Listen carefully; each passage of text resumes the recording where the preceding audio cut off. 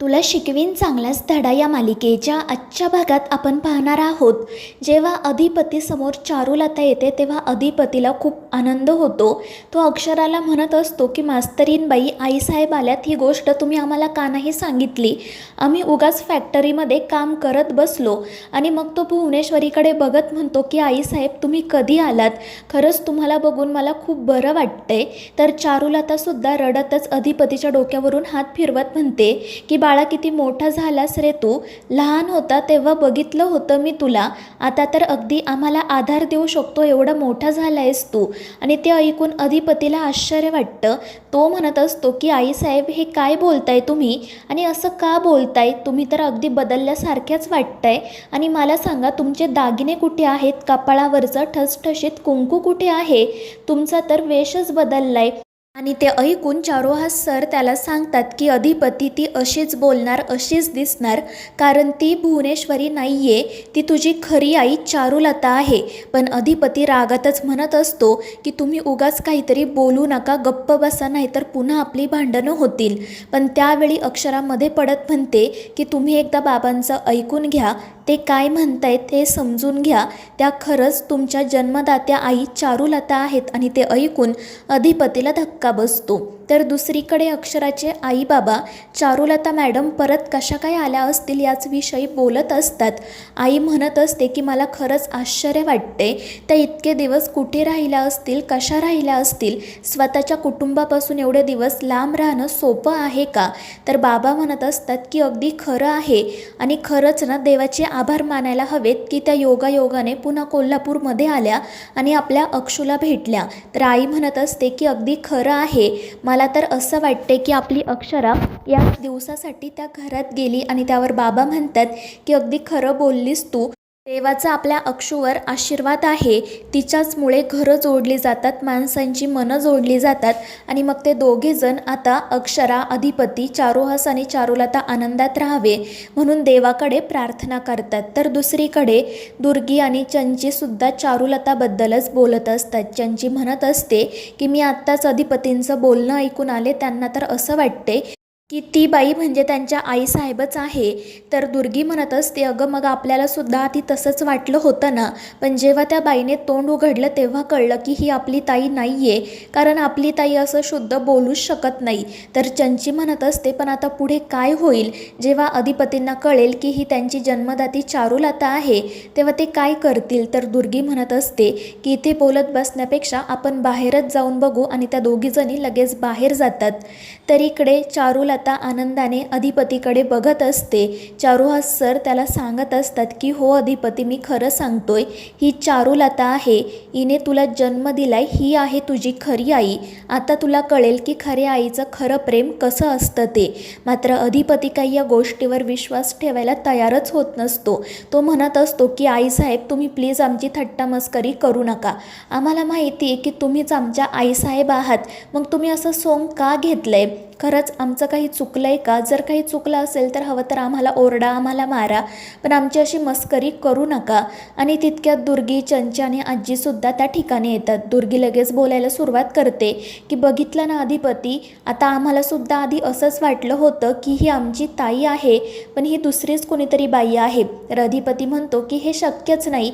आणि मग तो आजींकडे जातो आणि आजींना म्हणतो की अगं आजी, तू आईसाहेबांना जन्म दिलाय ना, तुला तर माहितीच असेल की या आमच्या आईसाहेब आहेत. मात्र आजी सांगतात की नाही रे बाळा, या तुझ्या आईसाहेब नाहीत, तर चारुलता ताई आहे. आणि ते ऐकून अधिपती म्हणतो की तू उगाच काहीतरी बोलू नको, आम्हाला माहिती आहे ना, या आमच्या आईसाहेबच आहेत. आणि जर या खरंच आमच्या खऱ्या आई असत्या तर मग त्या आत्ताच घरी कशा काय आल्या? त्या तर खूप वर्षांपूर्वी अपघातामध्ये गेल्या, मग एवढ्या वर्षांनंतर त्या परत कशा काय आल्या? आणि ते सुद्धा आत्ताच, जेव्हा आईसाहेब घरात नाही आहेत तेव्हा. आणि त्यावेळी अक्षरा म्हणते की अधिपती, मला माहिती आहे की तुम्हाला खूप मोठा धक्का बसला आहे, पण मी जे काही सांगते ते शांतपणे ऐका. आणि मग ती अधिपतीला सांगू लागते की तुम्हाला आठवतं आहे का, मी तुम्हाला म्हटलं म्हटलं होतं की मला बाजारामध्ये भुवनेश्वरी मॅडम दिसल्या होत्या, मात्र त्यांच्या अंगावर दागिने नव्हते, कपडेसुद्धा अगदी साधेच होते. पण तुम्ही माझ्यावर विश्वास ठेवला नाही. पण त्यानंतर पुन्हा दुसऱ्या दिवशी त्या मला मार्केटमध्ये दिसल्या. मी त्यांचा पाठलागसुद्धा केला, मात्र तितक्यात मला तुमचा कॉल आला आणि त्यामुळे आमची चुकामुक झाली.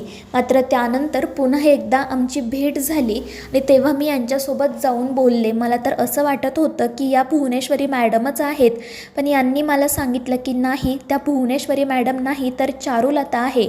आणि मग मी हीच गोष्ट तुम्हाला सांगण्याचा प्रयत्न केला, पण तुम्ही काय माझ्यावर विश्वास ठेवायला तयारच नव्हता. आणि मग मी सुद्धा ठरवलं की जोपर्यंत खात्री पटत नाही तोपर्यंत कोणाला काही बोलायचं नाही. आणि मग मी जेव्हा पुन्हा यांना भेटले तेव्हा त्यांच्याशी बोलताना माझ्या लक्षात आलं की या दुसऱ्या तिसऱ्या कोणीही नसून तुमच्या खऱ्या आईसाहेब आहेत, चारुलता मॅडम आहेत. आणि इतकंच नाही तर या बाबांसोबत देखील बोलल्या आहेत. त्यांना प्रत्येक गोष्ट माहिती आहे, अगदी बाबांची आणि त्यांची पहिली भेट ते तुमच्या जन्मापर्यंत त्यांनी सगळं काही सांगितलं आहे. त्यामुळे तुम्ही विश्वास ठेवा की त्याच चारुलता मॅडम आहेत. आणि ते ऐकून अधिपतीला तर मोठा धक्काच बसतो. त्याला हे सगळं सहनच होत नाही. तर चारुलता अधिपतीजवळ जाते, तिचे डोळे भरून येतात. ती अधिपतीला म्हणते की मला वाटलंच नव्हतं की मी परत तुम्हाला कधी भेटू शकेल, पण माझ्या सुनेने मला इथे आणलं. आणि मग ती अधिपतीच्या डोक्यावरून हात फिरवायला जाते, पण अधिपती लगेच तेथून निघून जातो. आणि अधिपतीचं असं वागणं बघून घरातील सगळ्यांनाच वाईट वाटतं. अक्षरा त्याला समजवण्याचा प्रयत्न करत असते, पण उपयोग होत नाही. दुसरीकडे इरा आणि निखिल बसलेले असतात. निखिलला कुठेच नोकरी मिळत नसते, त्यामुळे तो खूप चिडचिड करत असतो. आणि बोलता बोलता तो बोलून जातो की लग्न झाल्यापासून खर्च वाढलाय, त्यामुळे इरा चिडते. ती म्हणत असते म्हणजे नेमकं काय म्हणायचं आहे रे तुला? तर निखिल म्हणत असतो की अगं तसं नाही, पण आपण लग्न किती घाईत केलं, माझी काहीच तयारी नव्हती. आणि आता पैशांची एवढी सवय झाली आहे ना की पैसे हातात नसले की माझी खूप चिडचिड होते, त्यात कुठे नोकरीसुद्धा मिळत नाही. तर इरा म्हणत असते की तू काळजी करू नको, भुवनेश्वरी मॅडमने मला सांगितलं आहे ना की त्या आपल्याला भरपूर पैसे देतील, तर त्या नक्की देतील. पण निखिल म्हणत असतो की अगं त्यांचाच कुठे पत्ता नाही आहे, तू काय त्यांच्यावर अवलंबून राहिली आहे. तर इरा म्हणत असते अरे अधिपती जिजू त्यांना परत कधी ना कधी घेऊन येतीलच ना. तर निखिल म्हणत असतो पण त्या नक्की कुठे आहेत हे त्यांना एकदा विचारायला हवं. आणि मग तो इराला सांगतो की तू तुझ्या ताईला कॉल कर. पण इरा म्हणते की नाही, तिला संशय येईल. आणि मग त्यानंतर ती विद्याला म्हणजेच तिच्या आईला कॉल करायचं ठरवते. त्यानंतर जेव्हा ती विद्याताईंना कॉल करते तेव्हा विद्याताई तिला चारुलता मॅडम पुन्हा घरी आल्याचं सांगतात. आणि ते ऐकून इराच्या पायाखालची तर जमीनच सरकते, ती खूप घाबरलेली असते. तर दुसरीकडे चारुलता अधिपतीला म्हणत असते की अधिपती प्लीज माझ्यासोबत असं नको ना रे वागू, एकदा मला आई म्हणून हाक मार. मात्र त्यावर अधिपती म्हणतो की तुम्ही मला जन्म दिला असेल आणि त्यासाठी मी आयुष्यभर तुमचा ऋणी राहील, तुमच्यासाठी माझ्या कातड्याचे जोडे बनवेल. मात्र आमच्यासाठी आमच्या आईसाहेब फक्त एकच आहेत आणि त्यात तुम्ही नाही. आमच्या लहानपणीच्या ज्या काही आठवणी आहेत त्या सगळ्या आमच्या आईसाहेबांसोबतच्या आहेत, त्यात तुम्ही कुठेही नाही. त्यामुळे आम्ही तुम्हाला आई म्हणून स्वीकारू शकत नाही. आमच्या मनाच्या गाभाऱ्यामध्ये फक्त आमच्या आईसाहेबांसाठीच स्थान आहे, इतर कोणासाठीही नाही. आणि असं अधिपतीचं बोलणं ऐकून चारुहास, चारुलता, अक्षरा यांना खूप वाईट वाटतं. आजींना मात्र अधिपतीचं भुवनेश्वरीवरील हे प्रेम बघून खूप आनंद झालेला असतो. तर मित्रांनो, या मालिकेच्या पुढील भागांमध्ये आपण पाहणार आहोत अधिपती चारुलताला म्हणत असतो की मी तुम्हाला आई म्हणेलसुद्धा, तुम्हाला आईचा मान देईनसुद्धा, पण यापेक्षा वेगळी कोणतीही अपेक्षा तुम्ही माझ्याकडून ठेवू नका. आणि मग त्यानंतर चारुलता देवीसमोर जात मनाशी म्हणत असते की माझी खात्री आहे एक ना एक दिवस अधिपती माझा आईसाहेब म्हणून नक्की स्वीकार करेल.